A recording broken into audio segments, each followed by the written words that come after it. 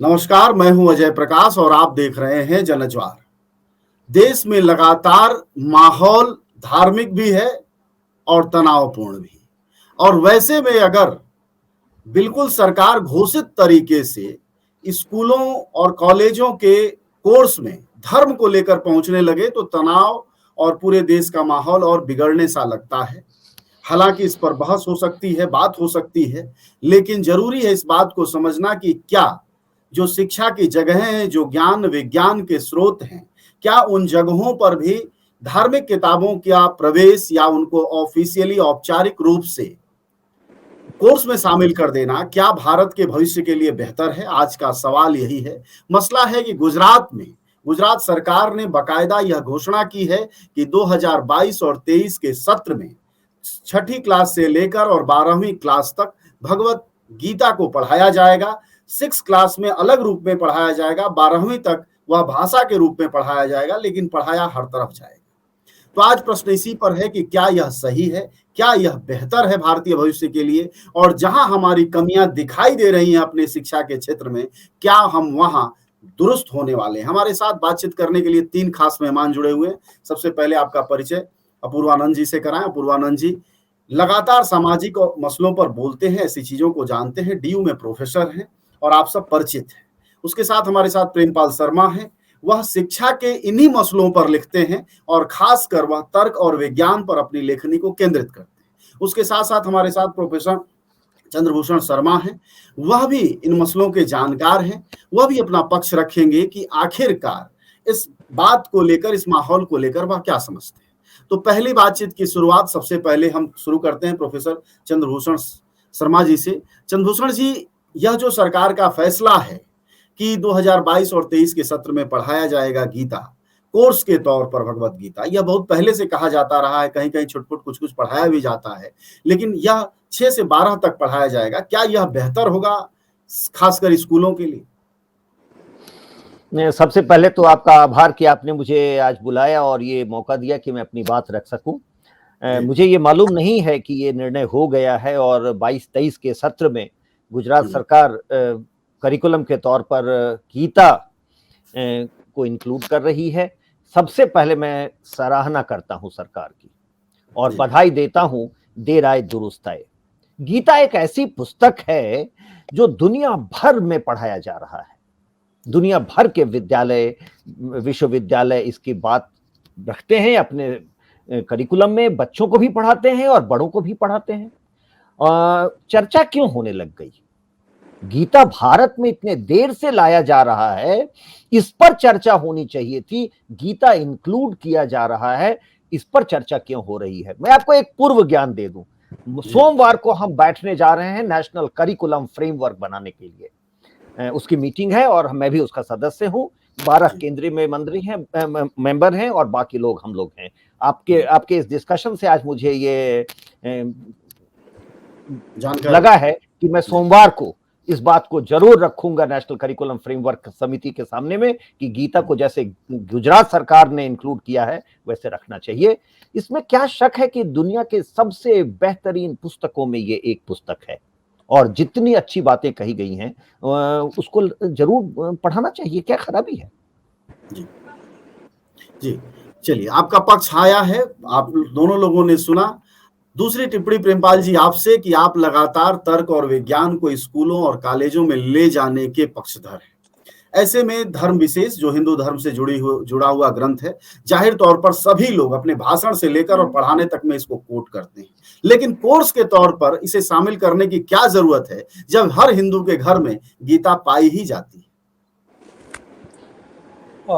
सचमुच मुझे धक्का सा लग रहा है कि 21वीं सदी में जब हम आत्मनिर्भर भारत की तरफ बढ़ना चाहते हैं तो उसमें चंद्रभूषण जी, गीता मेरे लिए कितनी मददगार होगी। मैं पूरा सम्मान करता हूँ गीता का, सारे धार्मिक ग्रंथों का, इस देश का संविधान भी करता है और मैं सचमुच दिल से कह रहा हूँ। और मुझे तुरंत मेरी मदद के लिए हाजिर हो रहे हैं विवेकानंद, जो शायद इस सरकार के आदर्श पुरुष हैं। विवेकानंद जी का उस वाक्य को याद कीजिए कि अगर 15 वर्ष के बच्चे को गीता पढ़ना चाह रहा के बजाय मैं उसको कहूंगा कि वो फुटबॉल के मैदान में खेले। ये विवेकानंद जी ने कहा है, ये मेरी बात कही हुई नहीं है। और मैं बचपन से इसी पर चलता आया हूँ। एक किसान का बेटा हूँ, खेतों में काम करना, आय को बढ़ाना, दूसरी चीज़ों को, किसानों की ज़िंदगी में धर्म सबसे बाद की चीज़ होती है। ये अर्बन क्लास, मिडिल क्लास, भरे हुए पेटों के वो हैं, चाहे ये मुसलमानों के लिए हो, चाहे ये हिंदुओं के लिए हो। दूसरी बात चंद्रभूषण जी, मैं पूरे सम्मान के साथ, गीता बहुत अच्छा है, धर्म ग्रंथ है, सारा कुछ है, वैसे ही कुरान है, वैसे ही बाइबल है। अगर हिंदू धर्म में ही पूछा जाए कि सबसे अच्छी किताब कौन सी है, तो मुझे तो लगता है कि सबसे अच्छा महाभारत है सारे समाज को। दूसरा कहेगा कि रामायण है, तीसरा कहेगा कि गीता है। तीसरा पक्ष तो मतलब हम इस उसमें जाएंगे। तीसरा, हमारे अंदर एक ये कहाँ से आ गया है कि दुनिया भर में यह पढ़ाई जाती है। आप भी शायद बाहर रहे होंगे, थोड़ा बहुत मुझे भी विदेशों में रहने का मौका मिला है। आज 21वीं सदी में सैपियंस की किताबों को छोटी छोटी पुस्तिकाओं में बांट के कि मनुष्य का विकास कैसे हुआ, और जो समाज, जो भी देश धर्म से चिपके रहे, वे कैसे पिछड़ते गए। चंद्रभूषण जी, मैं चाहता हूं कि 21वीं सदी में भारत वैसा ही महान हो। मैं आपकी उस महानता की कदर करता हूं, लेकिन बशर्ते कि मैं चलता हुआ उधर दिखाई दूं, मैं पीछे की तरफ न जाऊं। मैं गुजरात में रहा हूं, बड़ौदा में रहा हूं, मुझे वो बहुत आदर्श राज्य लगता है सभी असहमतियों के। मैंने वहाँ टंटा करते नहीं देखा लोगों को, उनकी व्यवसाय में रुचि होती है।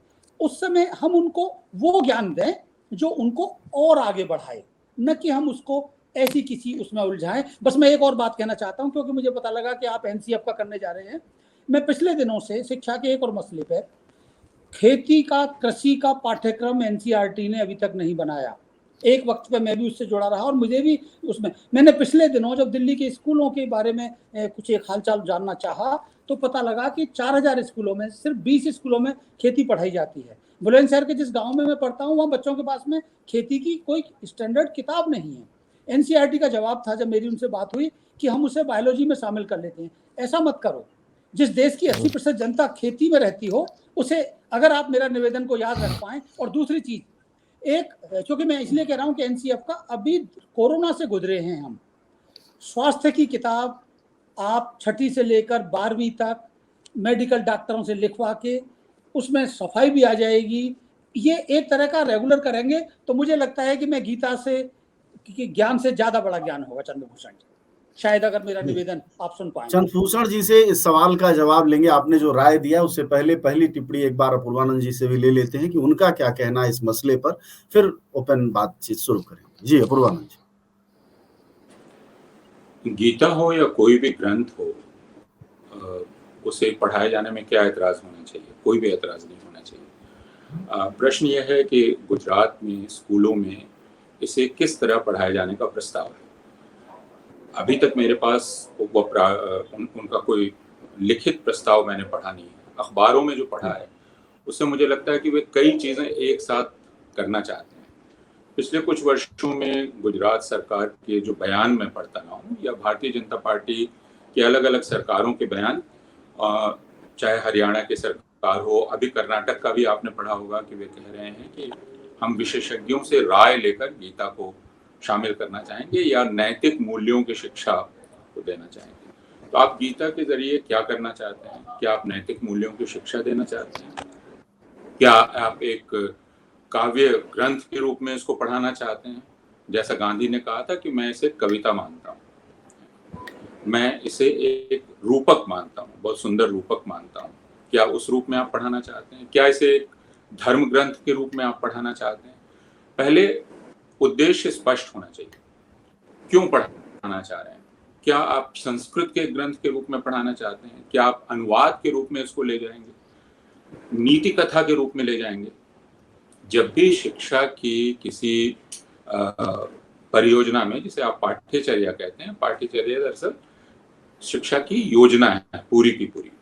उसमें सिर्फ पाठ्यपुस्तक नहीं होती है, स्कूल का संगठन कैसे होगा, स्कूली जीवन का संगठन कैसे होगा, उसमें सुबह की सभा से लेकर आपके स्कूल में तस्वीरें कैसी लगेंगी, दिवस कैसे मनाए जाएंगे, आदि आदि आदि, सारा कुछ शामिल रहता है। तो गीता को इसमें कहाँ रखना चाहते हैं, ये जब तक स्पष्ट ना हो उसके बारे में कोई ठीक राय देना उचित भी नहीं है, संभव भी नहीं है। वो ठीक राय आ जाए। अब तक जैसा देखा गया है, और यह एक तरह की आशंका है कि और यह अभी जो शासक दल है उसके अलग अलग नेताओं और उससे जुड़े हुए लोगों के वक्तव्यों से प्रतीत होता है कि गीता को लेकर उनके मन में और भारतीय ज्ञान परंपरा को लेकर उनके मन में एक प्रकार की कुंठा है कि भारतीय ज्ञान परंपरा को अब तक बाहर रखा गया है विद्यालयों से। इसलिए उनका यह काम है कि अब वे इसे शामिल करना शुरू करें। ये बहस बहुत पुरानी है। जब गांधी के सामने गांधी, जो कि आज ही मैं पढ़ रहा था कि आज से 100 साल पहले उन पर जो राजद्रोह का मुकदमा हुआ था, अभी कल या परसों उसके 100 साल हुए। आपने देखा होगा जयप्रकाश जी, उस पर कई लेख प्रकाशित हुए। जब उनकी गिरफ्तारी हुई तो वे अपने साथ Gita, Quran, sermon on the mount यानी बाइबल, ये सारी चीजें अपने साथ जेल में ले गए। तो क्या आप धर्मों की शिक्षा देना चाहते हैं? और क्या धर्मों की शिक्षा देने की योग्यता, पात्रता हमारे स्कूली शिक्षा जगत में है? गांधी से जब यह प्रश्न किया गया था कि स्कूल में धार्मिक शिक्षा दी जाए या नहीं, गांधी ने साफ मना किया था। और उसका कारण यह था कि स्कूलों में अक्सर हर चीज को सरलीकृत करके उपदेशों के रूप में और सूक्तियों के रूप में देने की आदत होती है। ऐसा होना नहीं चाहिए, क्योंकि स्कूली शिक्षा में और अब जितना शोध हो गया है, प्रत्येक चीज आलोचना का विषय है और वह छात्रों में एक आलोचनात्मक विवेक के विकास के उद्देश्य से ही पाठ्यचर्या की योजना होगी। यह कभी भी उद्देश्य नहीं हो सकता कि हमें अपने देश पर गर्व होना चाहिए, हमें अपनी परंपरा पर गर्व होना चाहिए और वो गर्व पैदा करने के लिए मैं कोई शिक्षा दूंगा। परंपरा क्या है उसे जानना, परंपरा से एक आलोचनात्मक संबंध बनाना, स्वयं उसके बारे में निर्णय करने की क्षमता रखना, यह है। तो क्या पर्याप्त संसाधन हमारे पास हैं? क्या हम वैसा कर पाएंगे? क्या गीता को जब लागू किया जाएगा, जैसा आपने कहा जा रहा है, भाषा के पाठ्यक्रम में दिया जाएगा 12वीं में, उसी रूप में 12वीं में, या फिर कोई किसी और पाठ्यक्रम में दिया जाएगा, तो कहाँ कैसे जब तक वो पूरी योजना देखी ना जाए, मैं उचित नहीं समझता हूं कि उसके बारे में वक्तव्य दूं। लेकिन मैं इतना जरूर कह सकता हूं कि इसमें खतरे सरलीकरण के हैं और उन खतरों को देखा जा सकता है अगर आप सरकार का पूरा ढांचा देख लें कि वो स्कूल को समझती क्या है, स्कूली शिक्षा को समझती क्या है, नैतिक शिक्षा को क्या समझती है। अब नैतिक शिक्षा को लेकर काफी बहस हो चुकी है और अगर हम लोग आगे चर्चा करेंगे तो देखेंगे कि दरअसल जिसको वैल्यू एडुकेशन कहते हैं, मोरल एडुकेशन कहते हैं, उसके बारे में अलग अलग देशों में क्या बहसें हुई हैं। और हम इसके पहले जो पाठ्यचर्या अब तक लागू थी भारतवर्ष में, भारत लागू थी कहना गलत होगा क्योंकि वह एनसीईआरटी ने सिर्फ प्रस्तावित की थी। आप जानते हैं कि शिक्षा समवर्ती सूची में है, राज्य अपनी अपनी पाठ्यचर्याएं बना सकते हैं। एनसीईआरटी जो पाठ्यचर्या बनाएगी वह सिर्फ एक सुझाव है। तो उस पाठ्यचर्या में भी वैल्यू एडुकेशन को लेकर काफी बहस हुई थी। आगे जब चर्चा होगी तो हम देखेंगे कि हम दरअसल मूल्य, नीति, ये कहाँ से, नैतिकता कहाँ से ग्रहण करते हैं। जी बिल्कुल, दोनों लोगों ने जो बातें कही चंद्रभूषण जी, आपने सुनी। एक बात आप जो कह रहे थे कि यह बेहतर फैसला है, दोनों आपके साथी जो वक्ता हैं या हम कहें कि विश्लेषक हैं, तीनों लोग शिक्षा के जानकार हैं। इसीलिए आज हमने पैनल में खास तौर पर आप तीनों को आमंत्रित किया और हमारी कोशिश होती है कि विषय की गंभीरता को रखा जाना चाहिए। तो जैसे प्रेमपाल जी ने भी और अपूर्वानंद जी ने भी, दोनों लोगों ने उन्होंने आशंका जाहिर की और इन्होंने कहा कि आलोचनात्मक विवेक क्या जागृत करने में, जैसा कि इंस्टीट्यूशन में होता है, क्या उसमें यह मदद करेगा?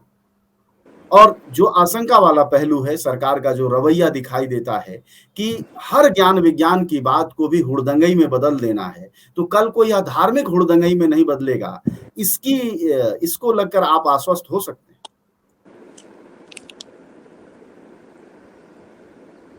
जी, मैं आपसे चंद्रभूषण जी अजय जी, बीच बीच में थोड़ी आवाज कट गई थी, लेकिन मैं आपका प्रश्न समझ गया हूं। जी देखिए, सबसे पहले तो मुझे थोड़ी परेशानी हो रही है गीता को धार्मिक ग्रंथ कहने में। जी और जैसे ही हम गीता की चर्चा करते हैं तो साथ में कुरान और बाइबल को खड़ा किया जाता है। ये तीनों एक जैसे ग्रंथ नहीं है, ये तीनों अलग अलग ग्रंथ हैं और इनको समझने का तरीका भी अलग होना चाहिए। ये लाल बत्ती दिखाने की जो आदत है ना 70 सालों से, कि आप गीता पढ़ा देंगे तो कुरान क्यों नहीं पढ़ाएंगे, आप बाइबल क्यों नहीं पढ़ाएंगे, यही गलती रही है। ये कुछ लोग का दुकान चलती रही थी 70 सालों तक और वो यही कह कह के करते रहे। तो मैं समझता हूं ये तर्क है, वितर्क है। भारत की आत्मा गीता है, भारत गीता को जीता है, भारत एक हिंदू राष्ट्र है। चाहे हम पूजा पद्धतियां अलग अलग हो, हम सब हिंदू हैं, हम सोच से हिंदू। चले जाइए केरल के क्रिश्चियंस सिंदूर लगाती हैं। कहां से आ गया, कब से क्रिश्चियन सिंदूर लगाने लगे? तो मेरा ऐसा मानना है कि इस बहस को हम लोग उसमें ना बदले, हम लोग इसको यही रखें कि गीता एक ऐसा ग्रंथ है जैसा दुनिया में उदाहरण नहीं है। एक महान ग्रंथ है जो बहुत अच्छी बातें बताता है, एक जीवन शैली बताता है। तो जब हम गीता की बात करते हैं तो हम लोगों को इसको कंट्रोवर्सी में नहीं डालना चाहिए कि कुरान क्यों नहीं पढ़ाएंगे और दुनिया में क्या होगा, पाश्चर्य में क्या होगा। अजय जी हमारी बात कंप्लीट करने दीजिए। बस मैं बीच में टोकना नहीं चाहता, लेकिन क्वेश्चन याद दिलाऊं। दोनों लोगों के जो सवाल हैं वो भी लेते चले, आप अपने जवाब में जरूर शामिल करें। बिल्कुल ले रहा हूँ अजय जी। देखिए कि उसके पहले पूछ लीजिए कि प्रोफेसर पूर्वानंद जी की आवाज नहीं आ रही है, फिर से दोबारा एक बार बोलेंगे क्या पूर्वानंद जी? जी आवाज आ रही है आपको? हाँ, आवाज सुनाई पड़ रही? हाँ, मैं सुन पा रहा हूँ। चंद्रभूषण जी को लगता है आवाज नहीं जा रही है, आपकी नहीं आई। अब अजय जी दोहरा दीजिए जो अपूर्वानंद जी ने कहा। नहीं, अभी उन्होंने कुछ कहा नहीं, कुछ कह रहे थे, आप कहिए जी। अपूर्वानंद जी सवाल जो आप मैं सिर्फ यह कह रहा हूँ कि अगर आपका प्रस्थान बिंदु यह है कि भारत एक हिंदू राष्ट्र है तो यह बहस समाप्त हो जाती है, इसके बाद कोई बहस नहीं है। और क्योंकि हम एक सामान्य भूमि जिस पर खड़े होकर हम बात कर सकते हैं, संवाद कर सकते हैं, वह सामान्य भूमि तब हमारे पास नहीं है ना। भारत संविधान के हिसाब से एक धर्मनिरपेक्ष राष्ट्र है और ये जिद करना कि मैं मुसलमान को भी हिंदू कहूँगा, ईसाई को भी हिंदू कहूँगा और यह कहूँगा कि आपकी उपासना पद्धति अलग है, यह एक तरह की जिद है और एक बल प्रयोग है और यह किसी भी तरह स्वीकार नहीं हो सकता। तो यह बहस उनके बीच हो सकती है जो ये माने कि भारत एक धर्मनिरपेक्ष राष्ट्र है, धर्मनिरपेक्ष राज्य है। उनके बीच नहीं हो सकती जो मानते हैं कि भारत एक हिंदू राष्ट्र है या हिंदू राज्य है ना। और मुसलमान अब आप अपनी बात रखें या हो, हर कोई हिंदू है ना। यह एक तरह का बल प्रयोग है, एक तरह की जबरदस्ती है और यह जबरदस्ती संविधान विरुद्ध है।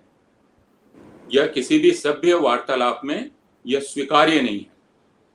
तो जो संविधान की भूमि पर नहीं है उनसे आप बातचीत ही कैसे कर सकते हैं, संभव ही कैसे बातचीत। और यह कहना कि हर कोई जो भारत में है वह हिंदू है, इस तरह के तर्क देना, इसका कोई अर्थ नहीं है। मैं नहीं मानता।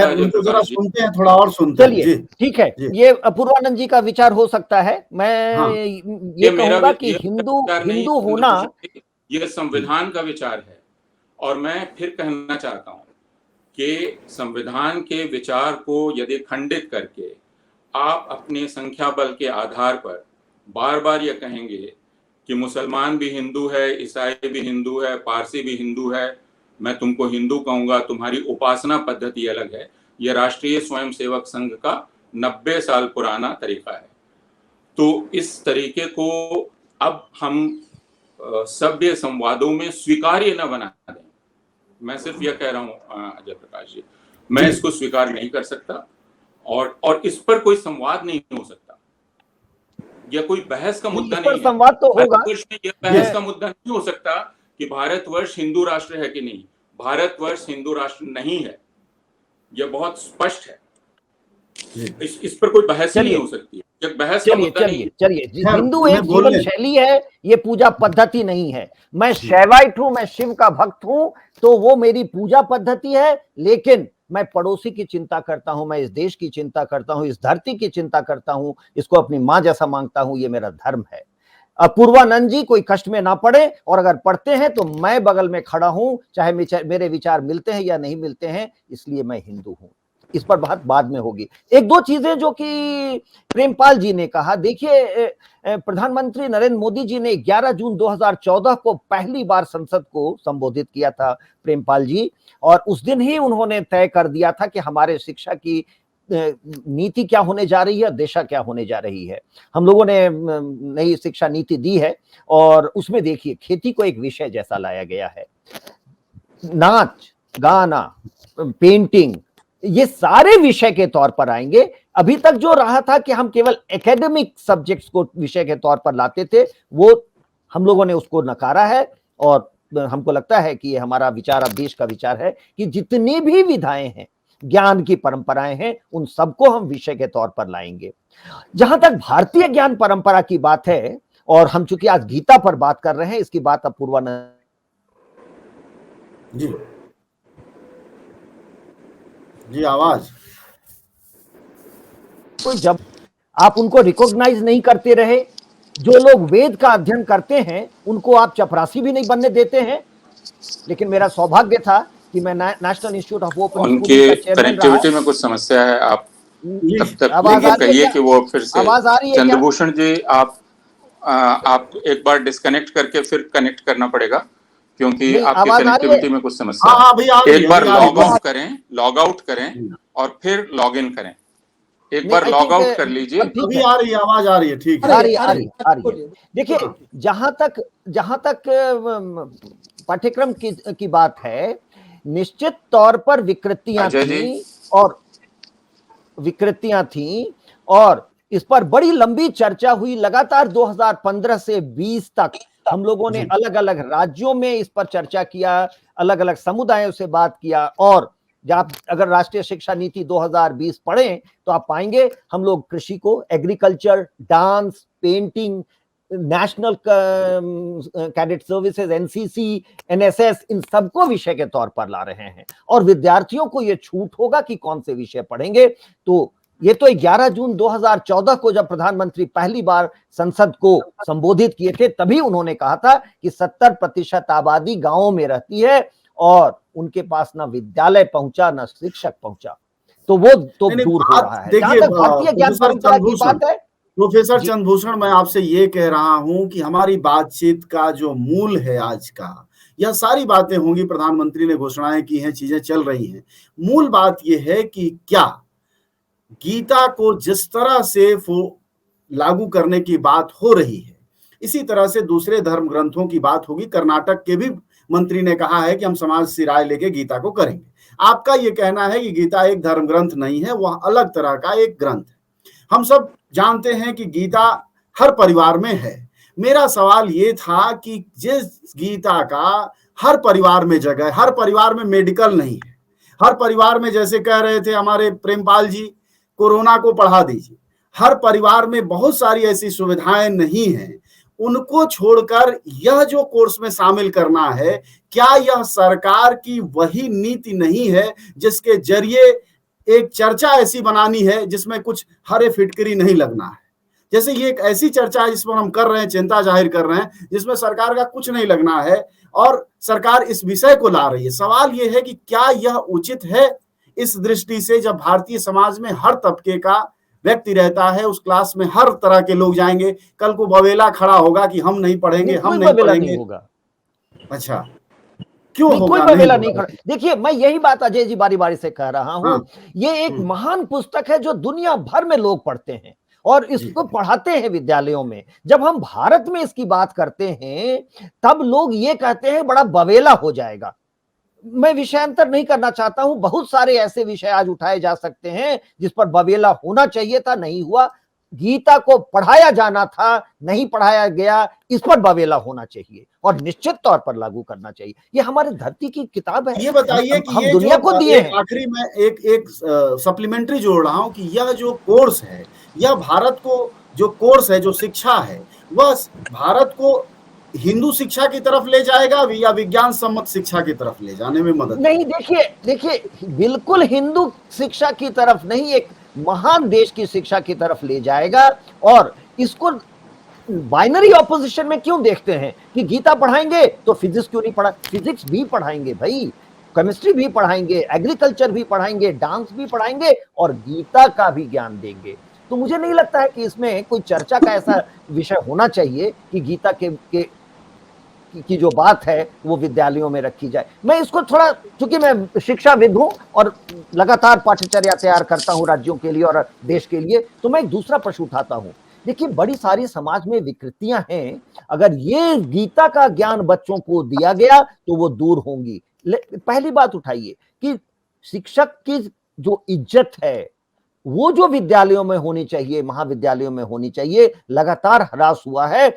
अगर हम उसको रीइंस्टेट कर सकें, the place of the teacher in academia, वो लगातार गिरता गया है। कैसे करेंगे? हम लगातार ऐसी बातें करके उसको दरकिनार करते हैं। हम अच्छा समाज कैसे तैयार करेंगे? एक रेप होता है, हम सब चर्चा इस करते चिंता हैं, के साथ लेकिन एकदम वो वाजिब चिंता है। इस चिंता के साथ हम प्रेमपाल जी के पास पहुंचते हैं। चिंता जो प्रोफेसर साहब की है, प्रोफेसर शर्मा की, वो बड़ी वाजिब है कि नैतिक मूल्य, शिक्षकों का आदर घट रहा है, यह गीता के जरिए आएगा। मुझे जहां तक याद आता है प्रेमपाल जी, आप शिक्षा के निजीकरण के बहुत खिलाफ हैं। आप लगातार इस बात की बहस में रहते हैं कि सरकार की ये बड़ी जिम्मेदारी है। आपको लगता है कि बड़ी संख्या में निजी स्कूल खुलते रहेंगे, बड़ी संख्या में लोग अपने बच्चों को पढ़ाने के लिए पैसे देते रहेंगे और उस बीच ये गीता पढ़ाने से नैतिक मूल्य आता रहेगा। मैं प्राइवेटाइजेशन और उसकी तरफ नहीं जाऊंगा। मैं फिर से अपनी बात को, जी, गीजू भाई वधेका गुजरात के हैं, देवा स्वप्न उनकी किताब है। आप याद कीजिए देवा स्वप्न की शुरुआत कैसे होती है कि जब वो क्लास में जाते थे तो बच्चों को धर्म पढ़ाया जाता था। गीजू भाई वधेका ने क्या किया? उन्हें आसपास की जिंदगी की कहानियां सुनाई, नाटक, खेल। चंद्रभूषण जी, आप तो शिक्षाविद हैं, मैं तो वैसे ही गली मोहल्ले का किताबों को उलटता पलटता रहता हूं। आपकी कैसे कितने पॉपुलर हुए? 50 किताबें हैं। मेरा निवेदन फिर वही है, मैं इसको नहीं कि वो हिंदू देश है या दूसरा है, हमारे पास बहुत सारे अच्छे काम करने के हैं। ऐसे उसमें कि जब हम एक शताब्दी के उस मोड़ पर हैं कि जहां यूक्रेन युद्ध हो रहा है और हमें पहली बार लग रहा है कि हमें हथियारों की सप्लाई रूस से अगर नहीं हुई, मैं आपके प्रधानमंत्री की तारीफ कर रहा हूं जो आत्मनिर्भर भारत की बात कह रहे हैं। आत्मनिर्भर भारत बनने के लिए आज चीन आर्टिफिशियल इंटेलिजेंस में, रोबोट में, टेक्नोलॉजी में हमारा 40% इलेक्ट्रॉनिक वहीं से आता है। मेरा कहना है कि अभी इसे कुछ सालों के लिए स्थगित कर दें और उन चीजों के लिए हम ध्यान दें कि जो आपकी नई शिक्षा नीति कहती है। मैंने आपकी नई शिक्षा नीति का एक एक शब्द पढ़ा है कि वो वोकेशनल चीजों पे, तो अभी वोकेशनल की सिर्फ बातें ही हो रही हैं, मातृभाषा की बात की है और आपकी मैं तारीफ करूंगा कि कुछ कदम बढ़े हैं। लेकिन गीता का, हाँ, एक मैं बात जरूर कहना चाहूंगा और आप पूरे पैनल के लिए, अगर धार्मिक शिक्षा, मैं पहली बार ये कहूं कि धर्म की शिक्षा से मैं सहमत नहीं।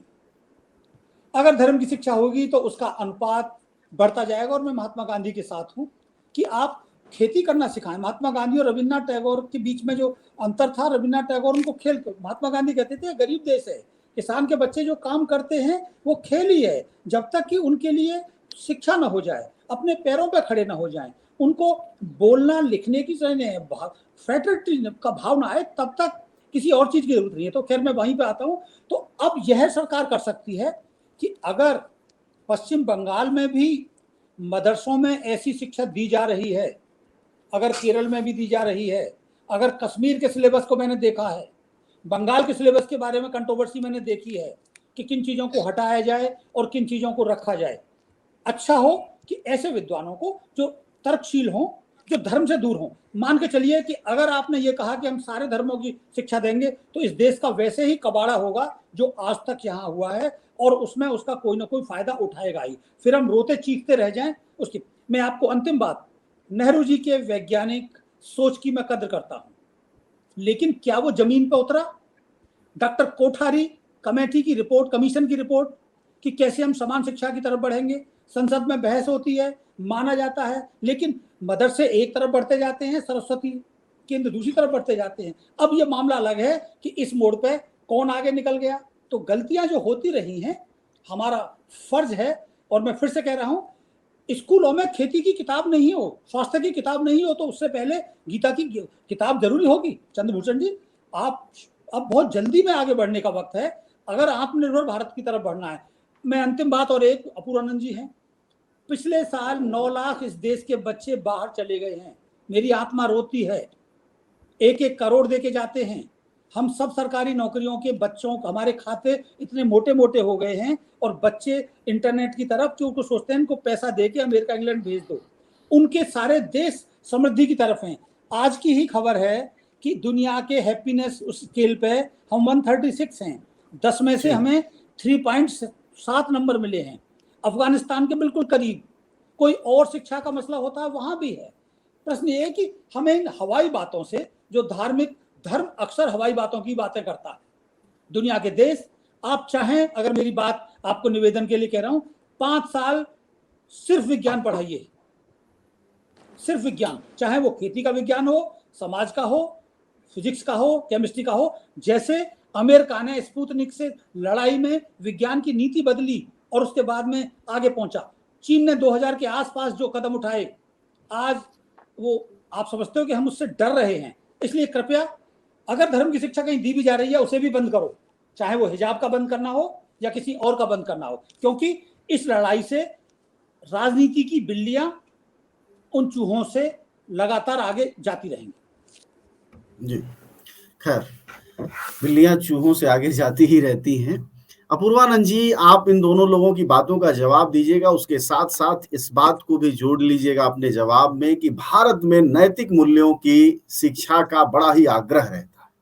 पूरे समाज में भी नैतिकता का आग्रह है, स्कूल कॉलेजों में भी आग्रह है, अब तो पाठ्यक्रमों तक में भी आग्रह ऑफिशियली आने जा रहा है।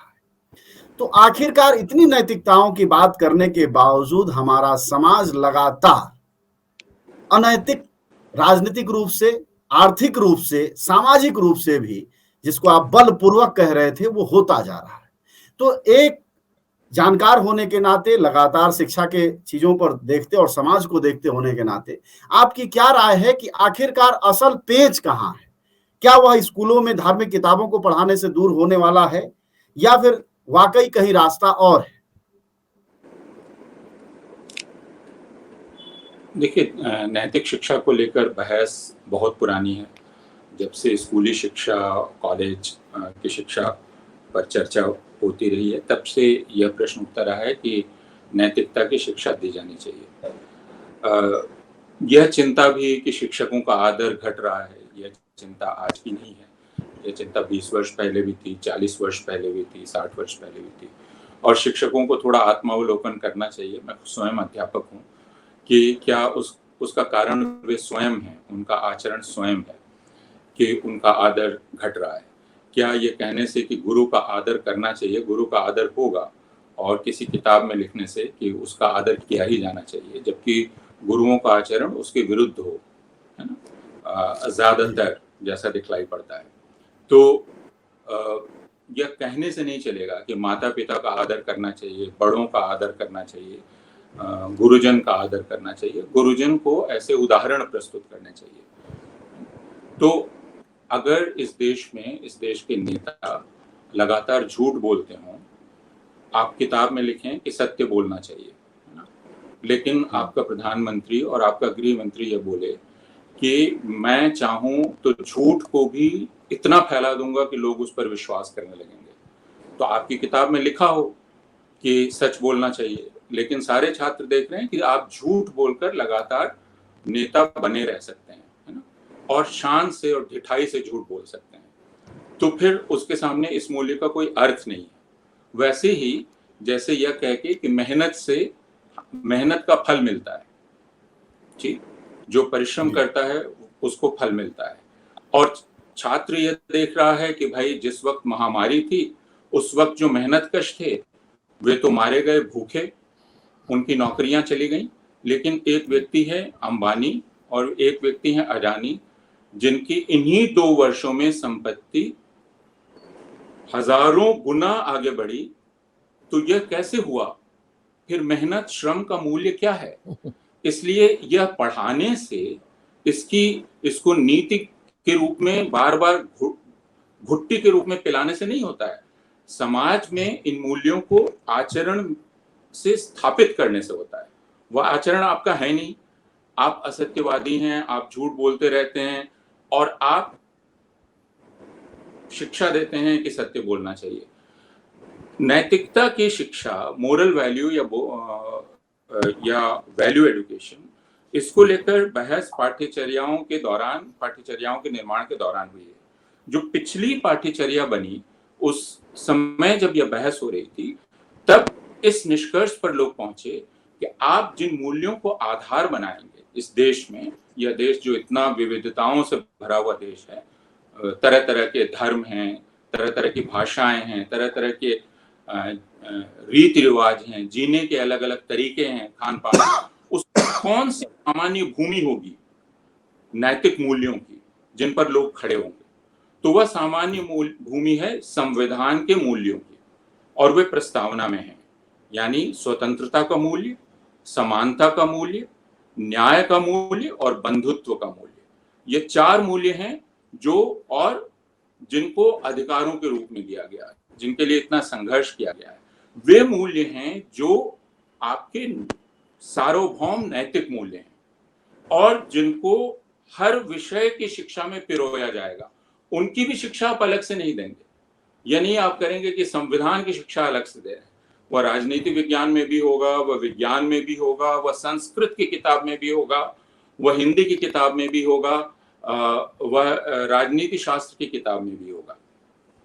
अलग से मूल्यों की शिक्षा देने का विचार बहुत पिछड़ा हुआ है, पुराना है। और मैं फिर कह रहा हूं कि यह जो प्राचीन भारतीय ज्ञान, प्राचीन भारतीय जो मेधा है, उस पर बार बार गर्व करने की इसमें कुंठा है छिपी हुई, है ना। वह कुंठा यह है जो बार बार आपको कहती है कि देखो हम कितने महान थे, हम भूल गए। लेकिन आप याद कर लें उससे हो क्या रहा है, क्योंकि आप आज क्या कर रहे हैं ये बहुत महत्वपूर्ण है। और अब मार्च का महीना है, भगत सिंह का महीना है, तो भगत सिंह की ही बात को याद कर लें। भगत सिंह ने सुभाष चंद्र बोस और नेहरू के बीच तुलना करते हुए कहा था कि सुभाष बाबू की समस्या ये है कि वो हर चीज के लिए भारत की प्राचीन काल में चले जाते हैं और प्राचीन काल का गौरव गान करने लगते हैं। यह कोई बहुत अच्छा तरीका नहीं है। यह एक नौजवान भगत सिंह कह रहा था कि नौजवानों को दुनिया को देखने और समझने के लिए हमेशा यह नहीं समझना चाहिए कि हम महान थे, हमारे पास सब कुछ था और हम सिर्फ उसको भूल गए हैं, उसको याद करने की जरूरत है। तो भारतीय ज्ञान परंपरा क्या है, नैतिक मूल्य क्या है? जैसा मैंने कहा कि अगर इन बुनियादी नैतिक मूल्यों को, जो समानता का मूल्य है, जो न्याय का मूल्य है, जो स्वतंत्रता का मूल्य है और बंधुत्व का मूल्य है, इनको अगर हम नहीं पिरो पाए हैं अपनी शिक्षा में, तो आप कितने भी दूसरे ग्रंथ लगा लें, उससे कोई लाभ नहीं होने वाला है। जी। तो एक छोटा सा जवाब लेते हैं चंद्रभूषण जी से, और इसमें सवाल वो जोड़ते हैं जो पिछली बार अपूर्वानंद जी कह रहे थे। जब आप ये कह रहे थे कि हम हिंदू राष्ट्र हैं, तो यह भी संविधान के खिलाफ अनैतिक मूल्य है। जाहिर तौर पर इस पर बहस होगी, लेकिन इसका भी जवाब देते चलें कि आखिर इस नैतिक मूल्य का क्या करेंगे जब हम ये कहते हैं कि हम हिंदू राष्ट्र हैं, जबकि संविधान सम्मत ढंग से हम धर्मनिरपेक्ष देश हैं। तो यह भी तो एक अनैतिक मूल्य है। इसको क्या गीता एडजस्ट कर लेगी? इस पर एक जवाब दीजिए, बाकी जो आप कहना चाहें। जी देखिए, हमको लगता है कि अपूर्वानंद जी ने विषय को बहुत दूसरे क्षेत्रों में बढ़ा दिया है। सरकार कैसी है और प्रधानमंत्री क्या कहता है, मित्रों के नारकार इस पढ़िए, और नेहरू के कैबिनेट में कौन बैठता था और कौन तय करता था एजेंडा, ये वहां पढ़ेगा, पता चलेगा जब मित्रों आर्काइव्स पढ़िएगा। एक चुप मिनट, रहिए अभी पूर्वानंद जी, आप जब बोल रहे थे मैंने आपको नहीं टोका था। नहीं, आप मैं सुनिए कहता हूं कि जी ये जी एकदम जी, धैर्य अनर्गल रखिए। अनर्गल फिर बातें हैं, और अनर्गल बातों को बार बार करने से और झूठ बोलते आप रहने से आप जो कि बड़ा महत्वपूर्ण बात कर रहे हैं। आप आप ऐसे पूर्वानंद जी शब्द तो आप यूज उसको करते लेते हैं, हैं एक बार, फिर आपको तो जी मैंने कुछ नहीं कहा। जी आप स्पष्ट जी रूप से बोलिए। अज्ञानता झूठ फैलाते हैं। की आपने जो असली फिर कहा मैं आप सुन लोग रहा था। शिक्षा के ज्ञानी लोग हैं, ऐसी आप बातें क्यों करते हाँ हैं? नहीं, ऐसी बात बिल्कुल पूर्वानंद मत जी 2 करिए आप मिनट रुकिए, हम पूर्वानंद उसको जी। सुन लें। हाँ मैं जो बोल रहा हूं आप उसको आप जी जी कंफर्म बोलिए। करिए, पढ़िए जा करके, पढ़िए मित्रों आर्काइव्स और देखिए क्या लिखता है मित्रों की कैबिनेट में कौन आप बैठता था, क्या होता था। आप सुनने को ही तैयार नहीं है। खैर ये चलिए शिक्षा आप ये वाली बात पर आते हैं सर। देखिए अब देखिए, ये मैं व्हाट्सएप हिंदू राष्ट्र है की सबसे बात बढ़ इस रहा है। संदर्भ में कर रहा हूं कि जो भी भारत में रहता है वो बिल्कुल अलग तरह के एक राष्ट्रीय चरित्र को मानता है। आप माननीय कृष्ण गोपाल जी को गूगल करिए और उनके उद्बोधनों को सुनिए। आप चले जाइए अरुणाचल के जंगलों में और देखिए कि जो वहां का ट्राइबल पॉपुलेशन है वो उसकी जीवन शैली कैसी है। और केरल के लोगों को देखिए, बिहार के लोगों को देखिए और कश्मीर के लोगों को देखिए। मैं केवल उस संदर्भ में कह रहा हूं, हम सब की मान्यताएं समान हैं। समय के अंतराल में हम अलग अलग पूजा पद्धतियां मानने लगे। मैं एक उदाहरण दूंगा। देखिए, मैंने बताया मैं शिव भक्त हूं, मैं शैवाइट हूं। मेरी पत्नी आइडल वर्शिप नहीं करती है, उनकी उनकी आस्था होम में है, वो हवन करती है, लेकिन फिर भी वो मेरे हमको भी जीने देती है। मैं भी उनके पूजा पद्धति में व्यवधान नहीं डालता हूं। ये हिंदू है। मुझे लगता है कि हम लोग कहीं ना कहीं हिंदू आस्था को, जीवन शैली को समझने में गलती कर रहे हैं। उसको समझने की जरूरत है। दूसरी बात जो मैं कहना प्रेमपाल जी से चाहूंगा, एक छोटी टिप्पणी गीता लेते को हैं और फिर गीता को पूर्वानंद से आखिरी एक टिप्पणी मिनट मुझे लेंगे। बात जी खत्म करने दीजिए अजय जी जी। गीता को धर्म पुस्तक कह करके हम उसको कुरान और बाइबल के समकक्ष खड़ा न करें। और जो एक बड़ा ही डैमेजिंग कमेंट है, मदरसा रिलीजियस एजुकेशन के लिए बना हुआ है। वो मानते हैं और कहते भी हैं। सरस्वती शिशु मंदिर वो नहीं है। दोनों को फिर तुलना मत कीजिए। और एक कमेंट और भी किया था, अच्छे काम करने को है। गीता पढ़ाने से और अच्छा काम क्या हो सकता है। हम ऐसे बच्चे निकालें विद्यालयों से जो नहीं, उसका निश्चित तौर उदाहरण पर आपको दिया राष्ट्रभक्त हो। प्रेमपाल जी शर्मा ने, कि आपको उदाहरण दिया कि हमारे यहाँ चीन से आयात करना पड़ा। नई जानकारी मैं दे दूं आपको, बैटरी जैसी जो चीज होती है वो भी 70% हम चीन से मंगाते हैं अभी, बैटरी जैसी चीज। ये दिक्कत होगी न वो गीता से मिलेगी, न बाइबल से मिलेगी, न कुरान से मिलेगी।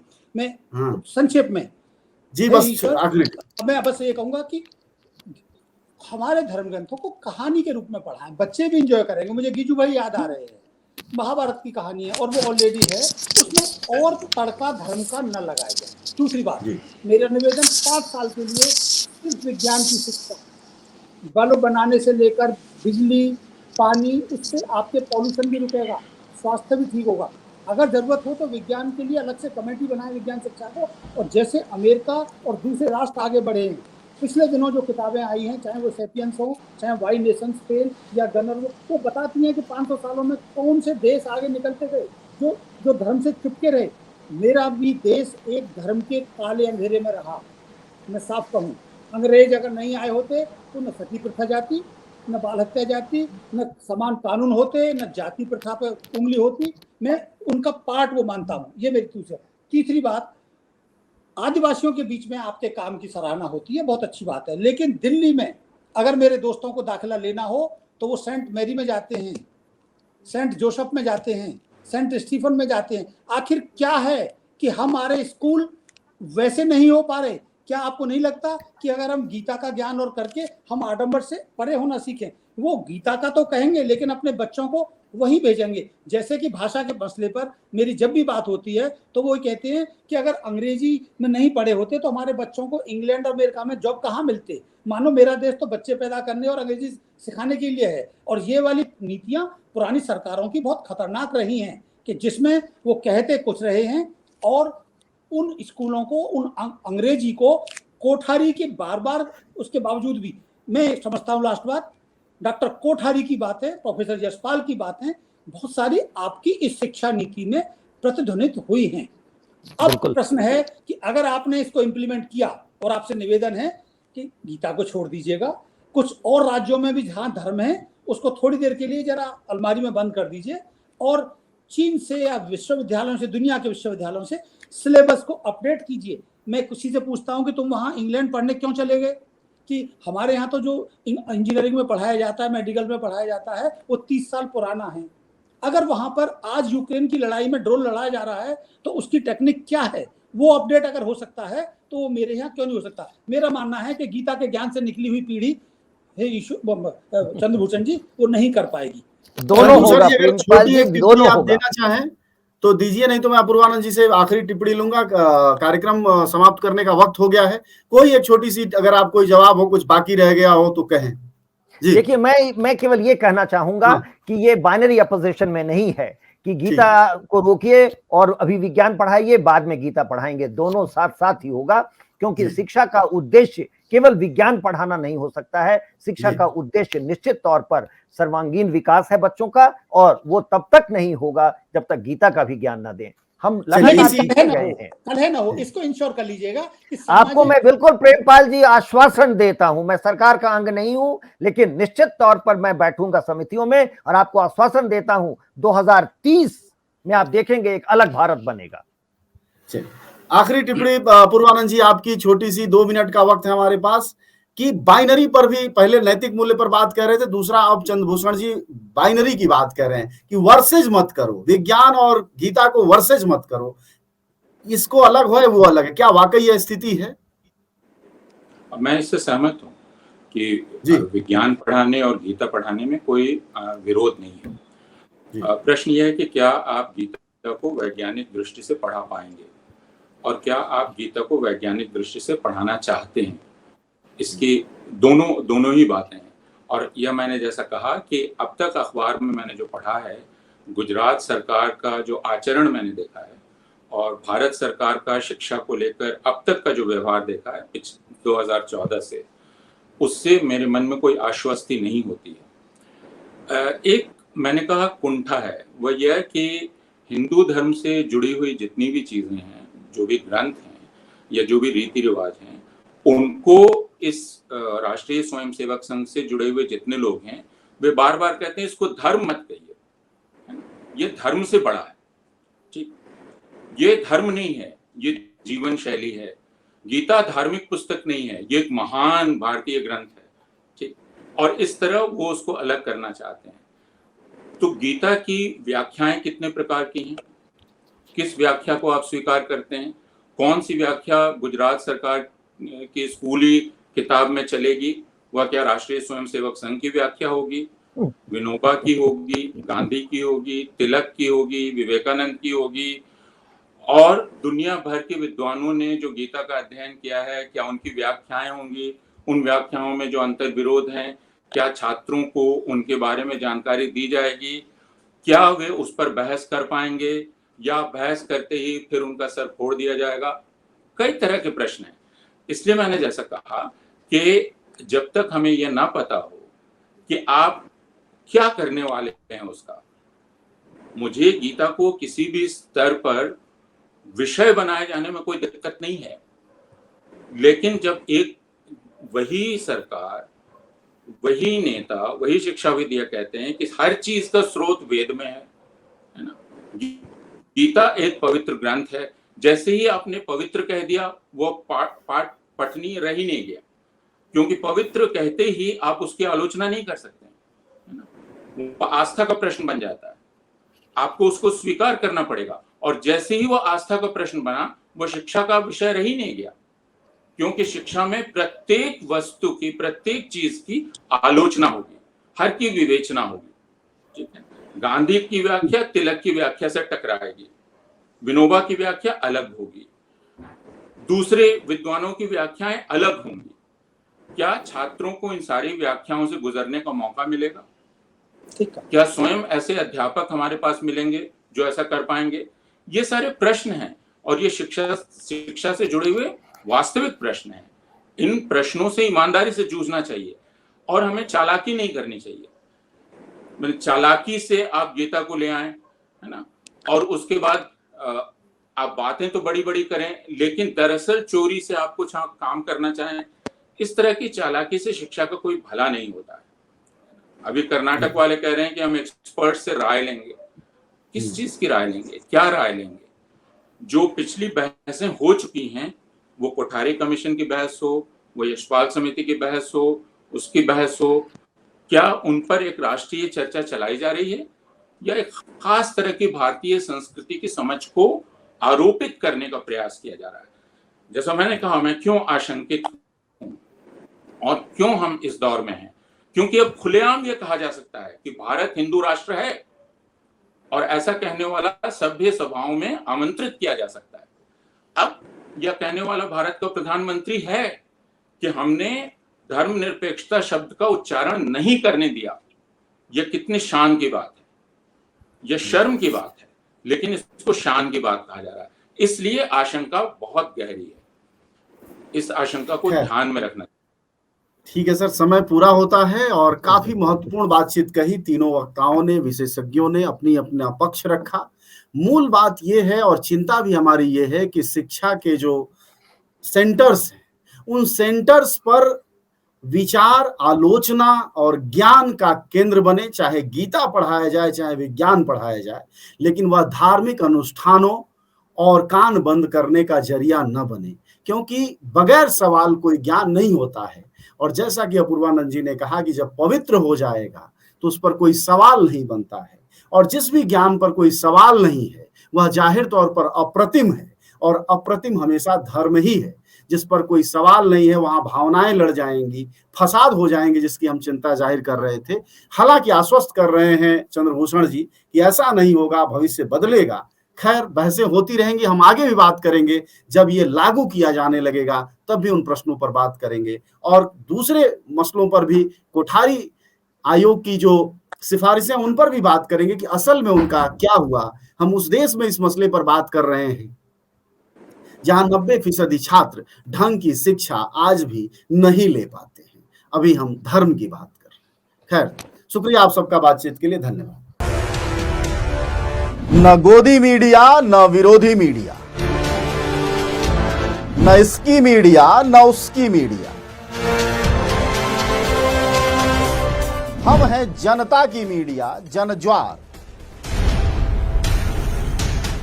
जनज्वार की हर खबर को जन जन तक पहुंचाने के लिए फेसबुक पेज को फॉलो करें, शेयर करें।